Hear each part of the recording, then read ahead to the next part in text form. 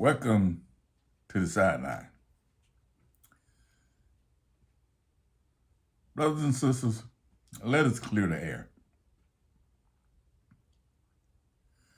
It is written in your Bible, work out your own salvation with fear and trembling.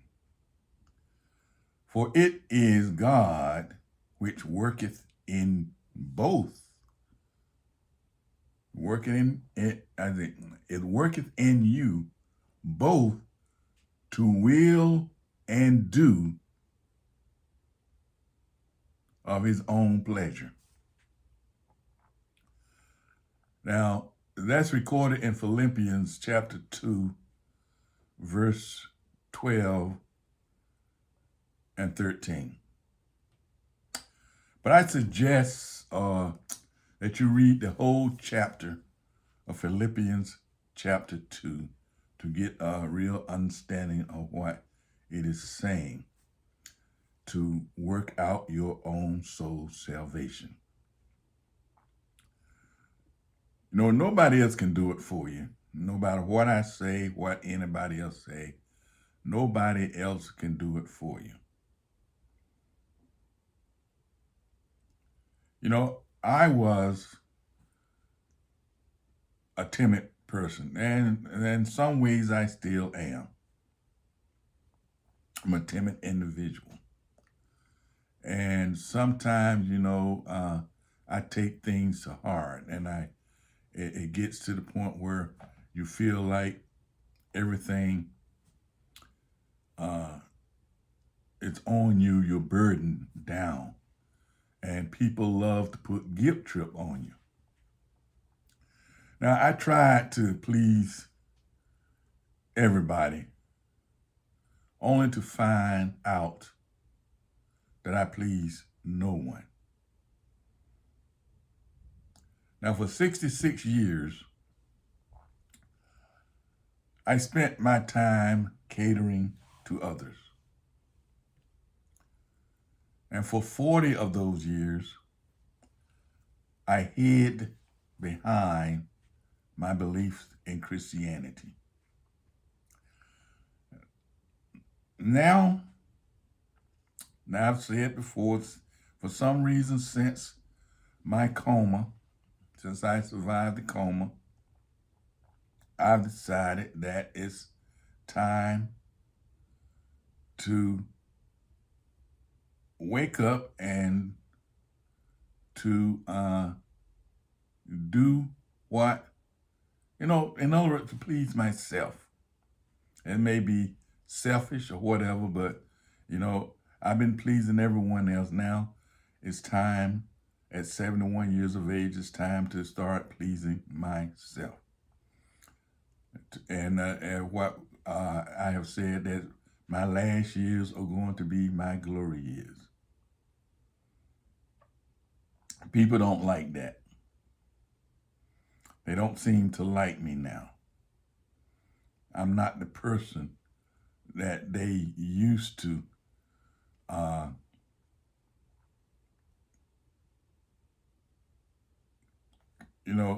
I'm just not the same person I used to be.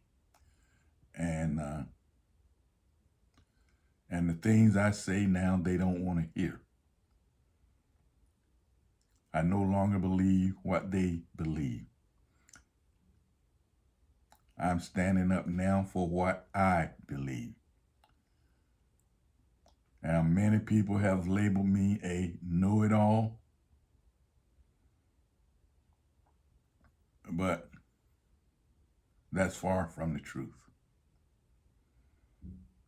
Now, it has been said that the smartest person in the world knows less than 1% of the knowledge that's in the world. Even geniuses sometimes have been proven to be illiterate when given certain types of tests. Many Christians try to use, I think, what they call it, reverse psychology on people to prove them wrong. Now, what I'm trying to say, I've noticed one debate where a Christian apologist asked an atheist if he knew everything. And of course, the atheist said, no, I don't know everything. Then the Christian apologist said, well, then if you don't know everything, then you don't know there is a God. Because the apologist kept saying that he don't believe that there is a God. He never said he never said there wasn't a God. He said he just doesn't believe there's a God. But the Christian apologist said that I don't believe you. And he went on and say that I don't believe you because if you don't know nothing, if you don't know everything, then you don't know there is a God. So you're saying there is a God because you don't know if there's not a God, so forth. And they went back and forth. So finally, the atheist said, well, then apply that same question to you. Do you know everything? Well, how do you know there is a God? Do you have proof? If you got proof, show me the proof. And of course, the apologists wanted to say that, yeah, but I know there's a God. I don't have to prove there's a God. There is a God. Say, yeah, if you want me to believe there's a God, you have to prove it to me. So I know what I know, and I don't know that there is a God. So I don't believe there's a God. If you know there's a God, so the conversation went on, back and forth. Just like I've been saying all along, if you know something, prove it. Otherwise, let me believe what I believe. Don't try to tell me I believe something that I don't believe. You see, unlike the atheists, I believe there is a supernatural intelligence, which I refer to as God. And we all have our understanding based on how, what we have been taught. You see, my brothers and sisters, I've been listening to a lot of debates between Christians, evolutionists, atheists, scientists, and others. But I haven't heard anything that would change my current beliefs. Now, again, I believe in God, a supernatural intelligence, a universal consciousness, because there's just too much order in the universe. There's too much order in our bodies and all around us there is intelligence. So I believe that there is something greater than me. But I don't believe in the God of the Bible. And this is what we are talking about in my journey series, in which we are going to get back on the next video. We're just jumping off because I've had people come to me questioning, saying that I'm stealing people hope, and this is the reason for this, because we are supposed to be working out our own salvation. What somebody else says and do shouldn't affect you unless you have doubts yourself. If you don't have doubts, then you can, about what you believe, about your research, then what you do, if you don't have the doubt, then you just dig deep into what you believe, hold your peace, and if as a Christian you're following the commandment of Jesus, then you're supposed to be preaching your doctrine. You're not supposed to be worried about what I'm preaching. But if what I'm preaching is what you're preaching, is not what you're preaching, then what you do? Then you continue to preach your gospel no matter what someone else is preaching. What I believe, what I know, and what I say should have no impact on you unless you already have doubts about what you believe. Now, here's another example. If I say the sun rises in the east and sets in the west, now you will either agree or disagree, depending on where you live on earth. Now, if you are a scientist, if you are an astronomer,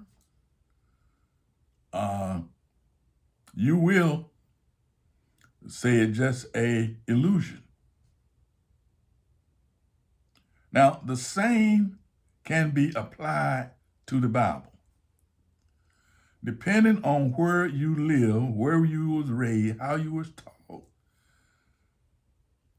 on this earth, the Bible is going to look differently.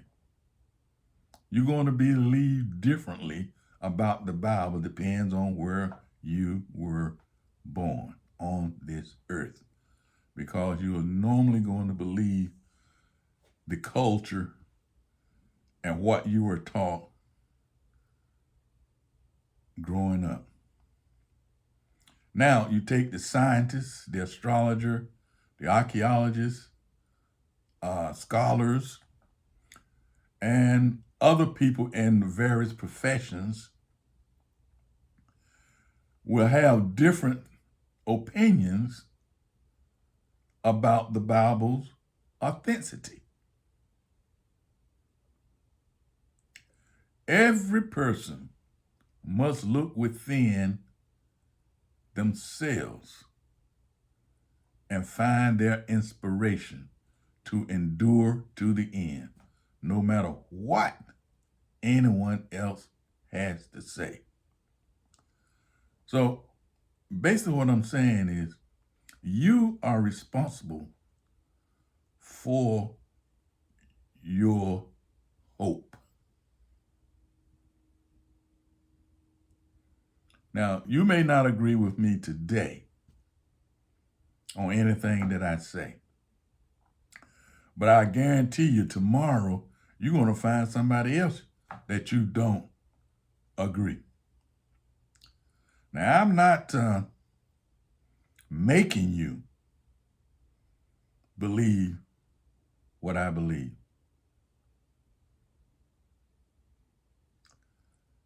Now, I'm not holding a gun to your head, or I'm only trying to,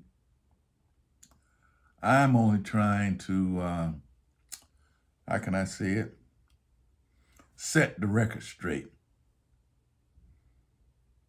based on what I have studied, what I have experienced. My research